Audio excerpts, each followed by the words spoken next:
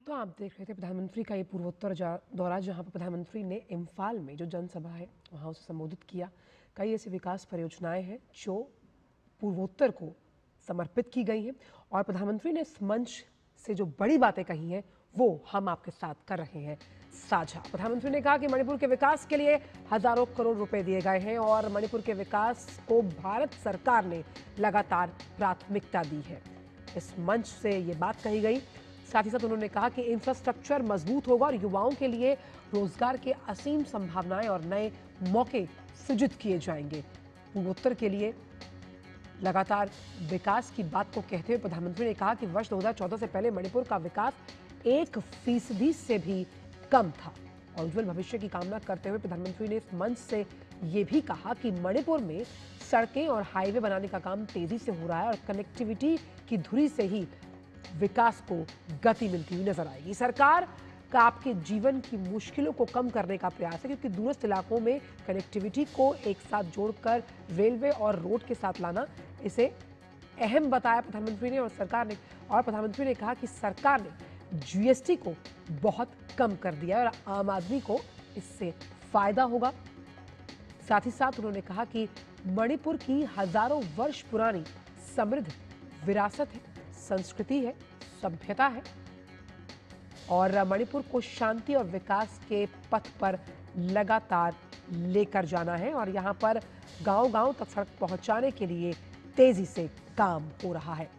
मणिपुर में किसी भी तरह की हिंसा को दुर्भाग्यपूर्ण बताया प्रधानमंत्री नरेंद्र मोदी ने। उन्होंने कहा कि इसी सोच के साथ नेताजी ने मणिपुर को भारत की आजादी का द्वार कहा था।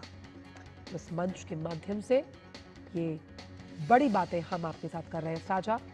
मणिपुर की संस्कृति के बिना भारतीय संस्कृति अधूरी है। एक भारत श्रेष्ठ भारत के इस भाव को परिभाषित किया प्रधानमंत्री ने इस मंच से। हिमालय की गोद में बसा नेपाल भारत का मित्र देश है। यहाँ से मित्र देश नेपाल का भी जिक्र प्रधानमंत्री ने इस मंच के माध्यम से किया है। नेपाल की आंतरिक सरकार का पद संभालने के लिए सुशीला कार्की जी को बधाई दी प्रधानमंत्री ने यहां से। और इम्फाल बहुत बड़ी संभावनाओं का शहर है, इस मंच के माध्यम से प्रधानमंत्री ने कहा। और कैसे स्मार्ट सिटीज के इस मिशन को पूर्वोत्तर के लिहाज से पूरा किया जाएगा, कनेक्टिविटी के लिहाज से इस पूर्वोत्तर के क्षेत्र की अगर बात करें इम्फाल की, तो लोगों के बीच जाकर प्रधानमंत्री ने संवाद किया। वक्त एक छोटे से ब्रेक का, ब्रेक के उस पार भी खबरों का सिलसिला रहेगा जारी। आप देखते रहिए डीडी न्यूज।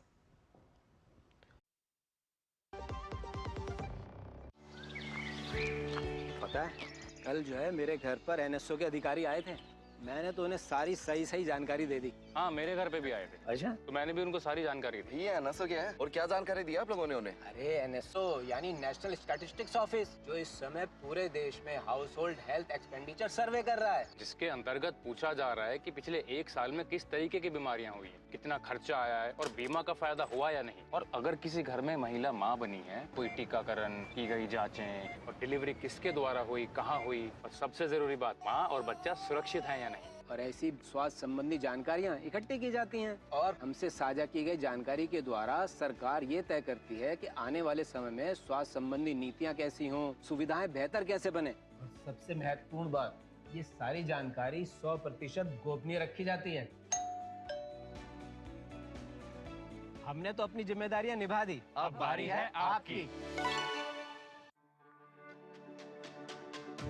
मेरी पसंद, मेरी पसंद, मेरी पसंद, मेरी पसंद, हमारी पसंद, हम सबकी पसंद। मजबूत देश का मजबूत सरिया हो गया स्टील। ब्रेक के बाद सभी का स्वागत। प्रधानमंत्री का पूर्वोत्तर दौरा, हमने देखा कि प्रधानमंत्री ने इम्फाल में मंच के माध्यम से तमाम जो बातें कही उन पर चर्चा करने के लिए हमारे साथ बेहद खास मेहमान इस वक्त मौजूद हैं। सुविमल भट्टाचार्य जी नॉर्थ ईस्ट एक्सपर्ट हैं, बहुत बहुत स्वागत है आपका सुविमल जी। पहला सवाल यही कि प्रधानमंत्री ने इस मंच के माध्यम से साफ तौर पर ये कहा कि जब हम बात करते हैं मणिपुर की तो इम्फाल की, तो ये असीम संभावनाओं का प्रदेश है और ख़ास तौर पर कनेक्टिविटी के लिहाज से आज का दिन बेहद अहम जब हम बात करते हैं पूर्वोत्तर को लेकर। जी जरूर। प्रधानमंत्री जी आज मणिपुर के 2 शहर में गए। शुरुआत पहले चुराचांदपुर और इसके बाद राजधानी इम्फाल में रहे, और दोनों जगह में इन्होंने ये लोगों के सामने रखा है कि मणिपुर में शांति और वहाँ प्रगति के लिए केंद्रीय सरकार की तरफ से जितने सपोर्ट दिया जा सकता है वो दिया जाएगा। और जिस तरीके से परियोजना का इन्होंने दोनों जगह में घोषणा की वो बड़ा महत्व है, क्योंकि अगर आप देखिए तो जिस प्रोजेक्ट्स को क्लियरेंस दिया गया, ये अनाउंसमेंट किया गया, वो यही है कि ये कनेक्टिविटी को और बढ़ाता है। जैसे कि चुराचांदपुर में 7,300 करोड़ रुपया के होने के नाते 5 नेशनल हाईवे प्रोजेक्ट्स के बारे जिक्र की उन्होंने।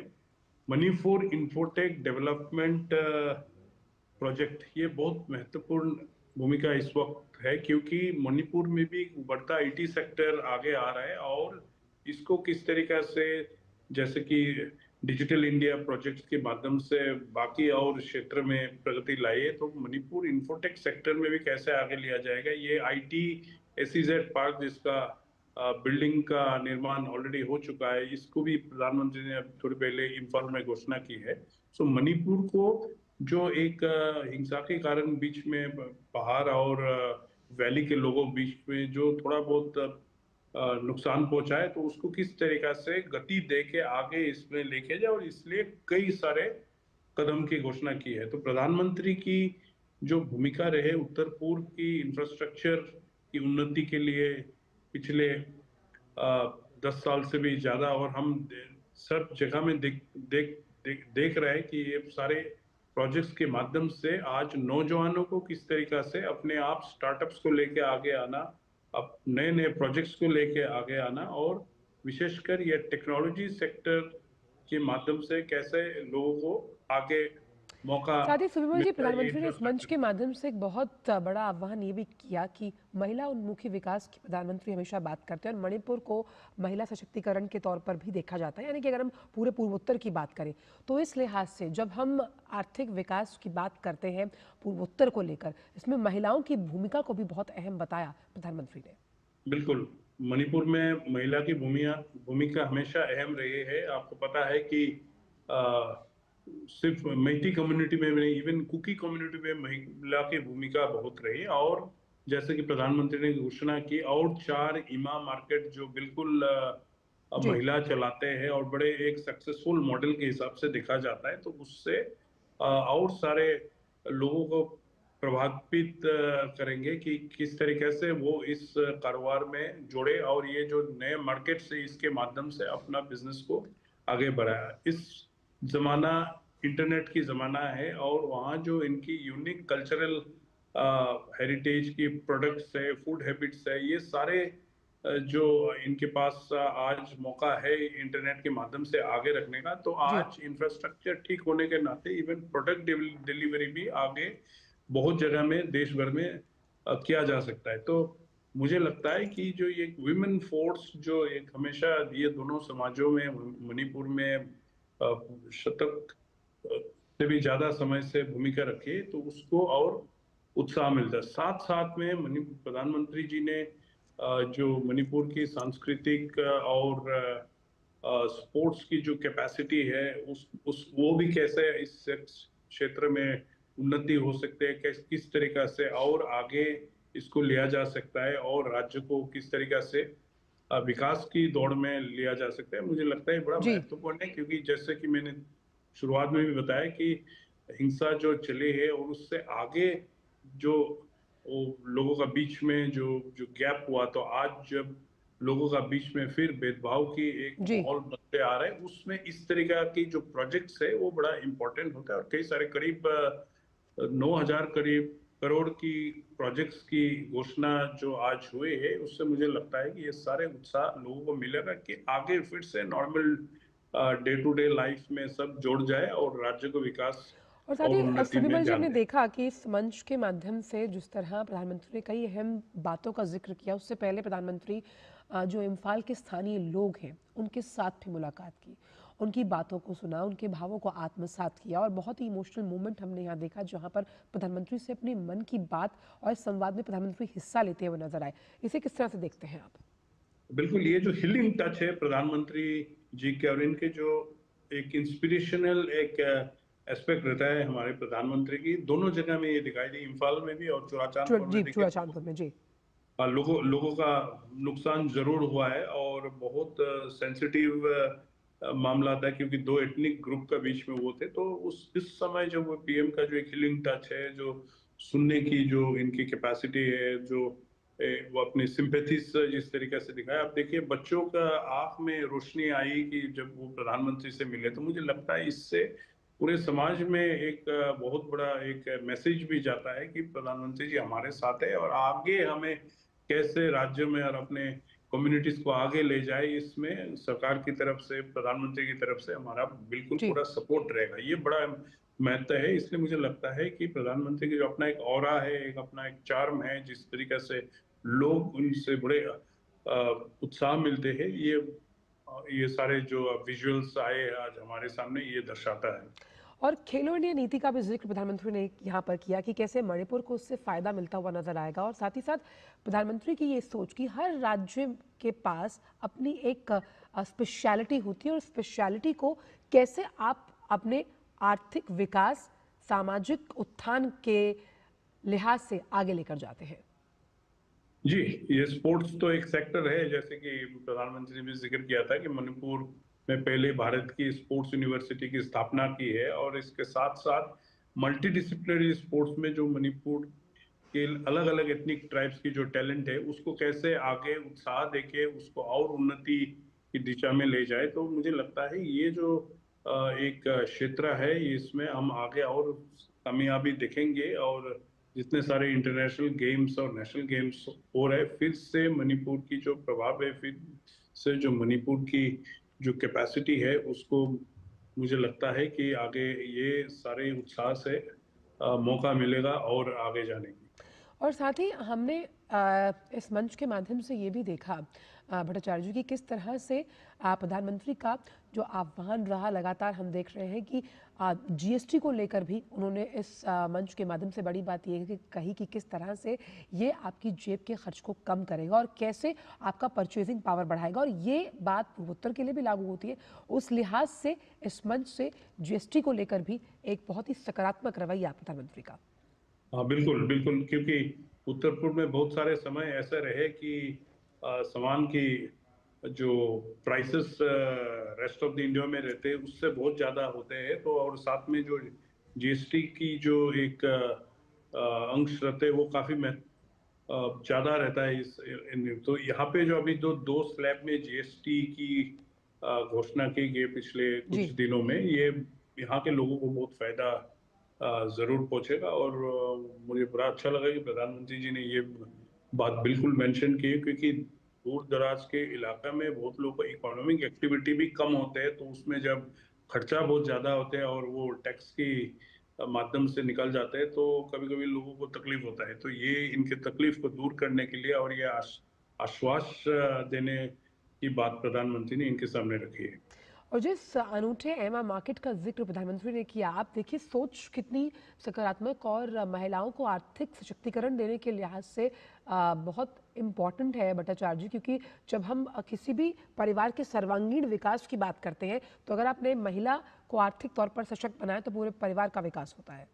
देखिए, इमा मार्केट जो इम्फाल में कॉन्फाइंड थे, आज वो 4 और इलाका में मणिपुर में जा रहे हैं। तो इससे क्या होता है कि वहाँ के लोगों को भी, वहाँ की वुमेन कम्युनिटी को मौका मिलेगा कि एंटरप्रेन्योर्स बनने का, अपने अपने जो काला है या और भी हॉर्टिकल्चर प्रोडक्ट्स है, आपकी जो लोकल आपकी ट्रेडिशनल अटायर्स है, फूड हैबिट्स है, ये सारे चीज में आज का मौका है कि कैसे वो अपने आप इसको मार्केट को इस्तेमाल करके और अपना, आज जैसे मैंने शुरुआत में भी बताया कि इंटरनेट के माध्यम से आज मार्केट बहुत बड़ा है, सिर्फ वहाँ सीमित नहीं है अपने इलाका में। तो आज इंफ्रास्ट्रक्चर में भी जब इम्प्रूवमेंट हुआ है, पैकेजिंग और डिलीवरी सिस्टम, ये सारे चीज इम्प्रूव हुए, तो इनके लिए मार्केट भी काफी बड़ा होता है। और ये विशेषकर जब अपनी महिला लोग इस एंटरप्रेन्योरशिप में आगे बढ़ते हैं तो समाज में और सब लोग भी उत्साह मिलते हैं और आगे आएंगे। तो ये सेक्टर काफी बड़ा होने का एक मौका रहता है और मुझे लगता है कि ये ईमा मार्केट ही एक रिवोल्यूशनरी स्टेप में राज्य को लेके जा सकता है। भट्टाचार्य जी, इसी मंच के माध्यम से सुशीला कार्की जी, जो कि अंतरिम सरकार में इस वक्त नेपाल की पहली महिला प्रधानमंत्री के पद पर काबिज हुई हैं, ये जो संदेश दिया गया कि किस तरह से नेपाल में वापस स्थायित्व और शांति लौटेगी और राजनीतिक अस्थिरता खत्म होगी, ये संदेश इम्फाल के इस मंच के माध्यम से किस दिशा में जाता हुआ आपको नजर आता है? देखिए, ये बड़े महत्वपूर्ण बात प्रधानमंत्री ने की। हालांकि प्रधानमंत्री ने ट्वीट करके सुशीला जी को बधाई दे चुके थे, लेकिन ये जब एक पब्लिक फोरम, और ये पहले पब्लिक फोरम है जहां प्रधानमंत्री ने इनको फिर से बधाई दी और इनको नेपाल को आगे ले जाने की जो इनको बेस्ट विशेस दिए, तो मुझे लगता है ये मैसेजिंग यहाँ के इम्फाल में और मणिपुर के लीडरशिप और लोगों का बीच में भी बड़ा इंपॉर्टेंट रहता है। क्योंकि अगर देखिए, नेपाल में जो हिंसा थी, बड़े कुछ समय में, कुछ दिनों में, बड़े कम समय में इन्होंने स्थिरता लाने की कोशिश किया। और सबसे बड़ी बात है जो प्रधानमंत्री जी ने भी जिक्र किया, यही जो नौजवान लोग जो वायलेंस में लगे थे, अब वो खुद काठमांडू और अलग अलग शहर में जितने सफाई अभियान में जो निकले हैं, तो ये एक बड़ा एक इंस्पिरेशनल मोमेंट होता है। और यही एंगल से मणिपुर में भी जो आपस में कम्युनिटीज में एक भेदभाव रहे हैं, आज एक मौका है उनको भी कि अपने सब कुछ पास्ट को भूल जाए। तकलीफ होता है बिल्कुल जी। और इसी मंच के माध्यम से प्रधानमंत्री ने ऑपरेशन सिंदूर का भी जिक्र किया, जहां पर मणिपुर के जो वीर हैं उनके अहम योगदान को भी प्रधानमंत्री ने इस मंच के माध्यम से याद किया। जी जी जी, मणिपुर की अलग अलग इलाका से लोग सब सेना में जाते हैं और आपकी Meitei community, Kuki community, Naga community, ये जो लार्ज कम्युनिटीज है, इनमें से बहुत लोग हमारे सेना में, बहुत लोग बहुत सारे ऑपरेशंस में पार्टिसिपेट किया, आज भी है।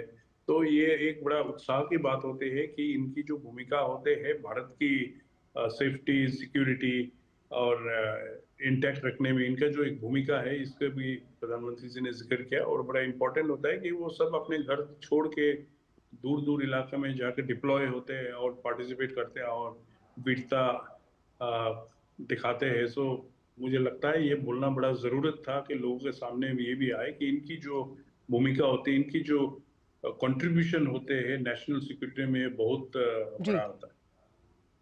साथ ही भट्टाचार्य जी, ईज ऑफ लिविंग को बढ़ाना और इंफ्रास्ट्रक्चर को मजबूत करने के साथ साथ रोजगार के मौके सृजित करने के लिहाज से आप इस दौरे को किस तरह से आंकेंगे जब हम पूरे पूर्वोत्तर के आर्थिक विकास को गति देने की बात करते हैं? देखिए, सबसे बड़ा प्रयास जो प्रधानमंत्री का रहा वो रहा कि किस तरीके से कनेक्टिविटी और इंफ्रास्ट्रक्चर उत्तर पूर्व भारत में बढ़ाया जाए। तो जबकि सरकार आई 2014 से, इसके बाद से रेल, आपकी रोड नेटवर्क और एयरपोर्ट्स के ऊपर ध्यान दिया गया, फ्लाइट्स इंक्रीज किया गया है, बहुत सारे नए ट्रेन्स आए हैं। अब जैसे आज आइजोल में, साइरांग में प्रधानमंत्री जी ने जो ये आपकी नए आइजोल की कैपिटल को नेशनल रेल नेटवर्क में कनेक्टिविटी की इनॉग्रेशन किया और साथ साथ में 3 ट्रेन का भी इनॉग्रेशन हुआ है। तो इससे एक बहुत बड़ा, एक बहुत पुराना एक इशू आज सॉल्व हुआ है। तो अब बात आते हैं कि ये जो रूट होते हैं, ये आइजोल से लेके सिलचर होते हुए पूरे आसाम होके, बंगाल होके अलग अलग जगह में जाते, तो यहाँ के बीच में एक लमडिंग सिलचर का एक 180 किलोमीटर गॉज कन्वर्शन प्रोजेक्ट 1996 से 2016 तक ये कंप्लीट नहीं हुआ। जबकि प्रधानमंत्री आने के बाद उसमें प्राथमिकता देके उसको आपकी यही प्राथमिकता पूर्वोत्तर के विकास को लेकर लगातार सरकार की नजर आई कि हमने कहा कि कैसे जो लुक ईस्ट पॉलिसी को जब एक्ट ईस्ट पॉलिसी में तब्दील किया गया। बहुत बहुत शुक्रिया सुबिमल जी इस विशेष चर्चा में हमारे साथ भाग लेने के लिए। और प्रधानमंत्री के पूर्वोत्तर दौरे से जुड़ी तमाम जो अपडेट्स हैं वो लगातार हम आपसे डीडी न्यूज़ के मंच पर साझा करते रहेंगे। लेकिन फिलहाल समाचारों में इतना ही, दीजिए इजाजत।